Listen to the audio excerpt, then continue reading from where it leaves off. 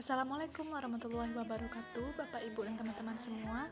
Perkenalkan, saya Fitri Wahyuni, BP 1810252034 dari jurusan Proteksi Tanaman, kelas Hama dan Penyakit Pasca Panen Proteksi B. Sitopilus oryzae ini merupakan salah satu hama pasca panen yang menyerang komoditas pangan yang penting dalam kehidupan manusia, khususnya di Indonesia, yaitu pada beras. Berikut adalah klasifikasi dari Sitopilus oryzae.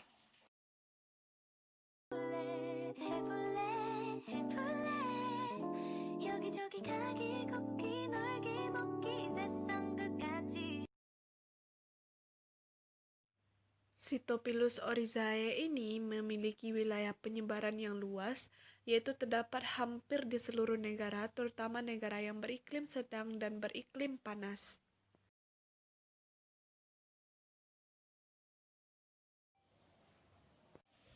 Sitopilus oryzae ini ditemukan di berbagai negara, terutama beriklim panas. Betina sebelum meletakkan telur terlebih dahulu membuat lubang pada butiran beras. Stadium telur berlangsung selama 7 hari, telur berwarna putih dan panjangnya kira-kira 0,5 mm.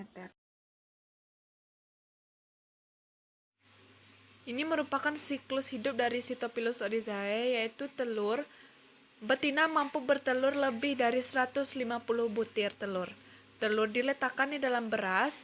Periode telur ini berlangsung selama 6-7 hari. Nah, selanjutnya telur berubah menjadi larva. Pada fase larva ini merupakan fase yang paling aktif. Larva memakan bagian biji di sekitarnya dan membentuk lubang-lubang gerakan sehingga beras lama-kelamaan berubah menjadi tepung. Lama fase larva ini berlangsung 13-15 hari. Fase larva ini terdiri dari 4 instar. Pada instar terakhir, panjang larva sekitar 3 mm.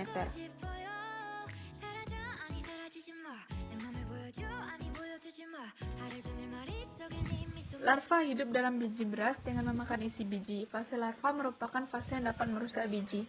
Larva mengalami 3-4 instar selama 18 hari. Berwarna putih dan panjang tubuh berkisar antara 4-5 mm.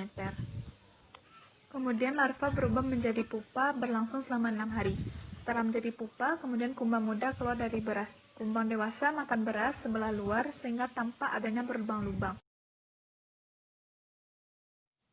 Nah, selanjutnya setelah mengalami fase larva, Sitopilus oryzae ini akan berubah menjadi pupa yang berlangsung di dalam biji beras. Imago membuat lubang untuk terjadinya proses pupa ini. Pupa berlangsung selama 5-8 hari. Panjang pupa 2-3 mm. Nah, selanjutnya kita memasuki fase terakhir dari Sitopilus oryzae ini, yaitu fase imago. Imago ketika masih muda berwarna hitam kecoklatan dan coklat kemerahan. Setelah tua, warna imago berubah menjadi hitam dan coklat. Pada sayap masing-masing terdapat 2 buah bercak yang berwarna kuning kemerahan. Panjang imago ini berkisar antara 3,5-5 mm, tergantung kepada spesies dan tempat hidup dari imago tersebut. Sitopilus oryzae ini merupakan hama primer yang dapat menyerang suatu bahan tanpa ada pertolongan dari hama lain.